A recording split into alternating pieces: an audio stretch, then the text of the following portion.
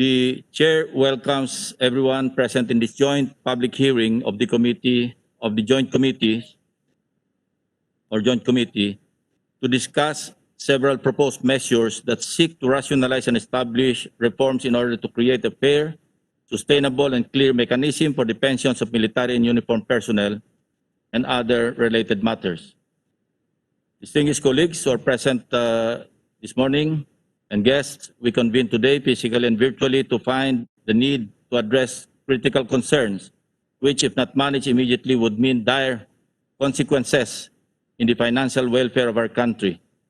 I speak of the ballooning pension requirements of our MUP, which we fear may no longer be sustained by our scarce government resources in the coming years.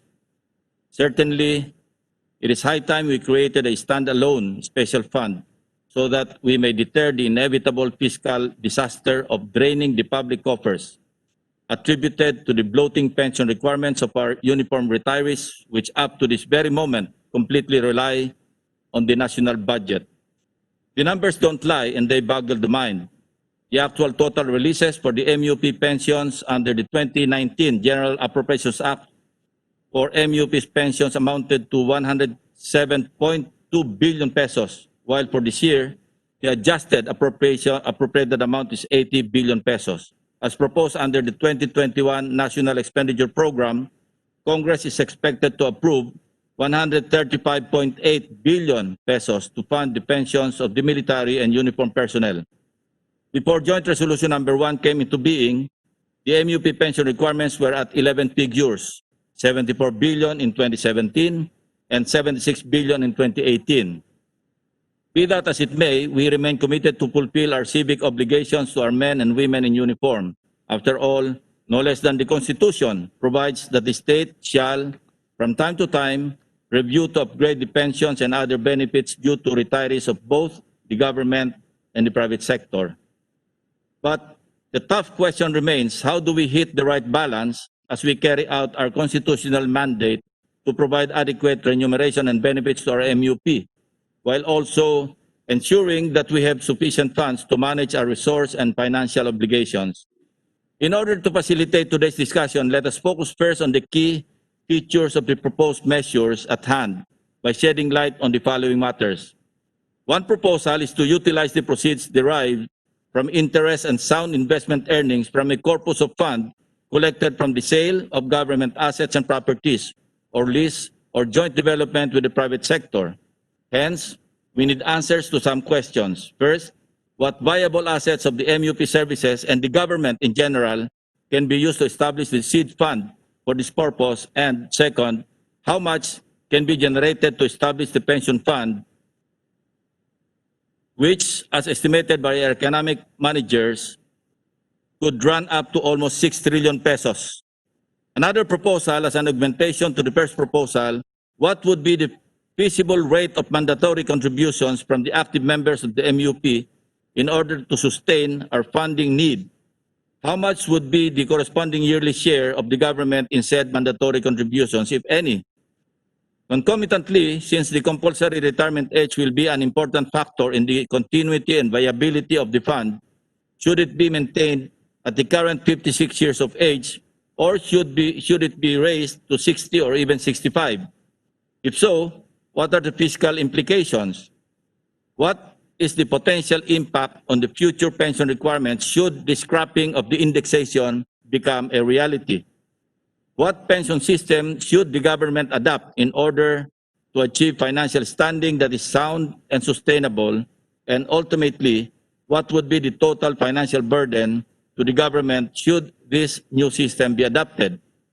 Lastly, lest we forget, the highlights and the material issues discussed during the subcommittee hearing of Senator Richard Gordon in reference to Senate Bill number 1785, pertinent to the proposal prescribing fixed terms for the Chief of Staff and other key officers of the Armed Forces of the Philippines, increase in the mandatory age of retirement of military personnel, and provision of a more effective attrition system, should be made part of the records of this joint committee hearing. A motion in this regard is in order at the proper time. Having said all that, doing the math and some simulations, and correctly, is the key to arriving at the most viable and acceptable solution to this very complicated problem that we as legislators and policymakers are facing. Before we proceed, allow me to acknowledge the presence of Senators Amy Marcos and Minority Leader Senator Franklin Drilon and Senator Coco Pimentel, who are virtually present. And may I ask the Committee Secretary to likewise acknowledge the presence and to welcome our guest resource persons. Committee Secretary. Good morning. With us today, those who are physically present are representatives from the Philippine National Police. We have Police Brigadier General Walfredo Pornillos, Police Brigadier General Roque Eduardo Vega, Police Brigadier General Rolando Hinanay. From the PNP Retirement and Benefits Administration Service, we have Police Brigadier General Arthur Bisnar. And virtually present is Police Brigadier General Rex De La Rosa, also from the PNP.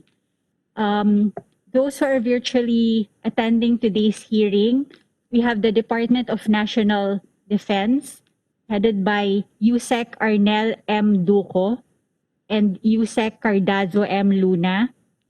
From the Department of the Interior and Local Government, we have USEC Bernardo Florese Jr.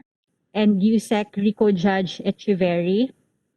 From the Department of Budget and Management, we have Assistant Director Beverly Galmesa.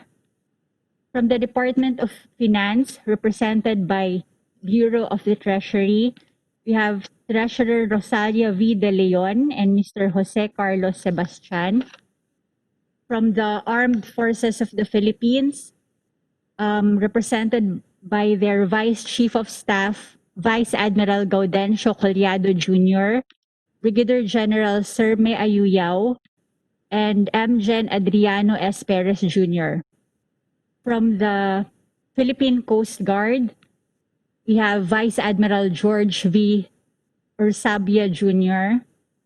From the Bureau of Jail Management and Penology, we have Jail Director Alan Soliano Iral. From the Bureau of Fire Protection, we have Fire Chief Superintendent Jesus Fernandez. From the Government Service and Insurance System, we have Attorney Lucio Yu Jr. and Attorney Giovanni May Lynn Quicoy, as well as Vice President Valerie Marquez. Thank you, sir. Thank you.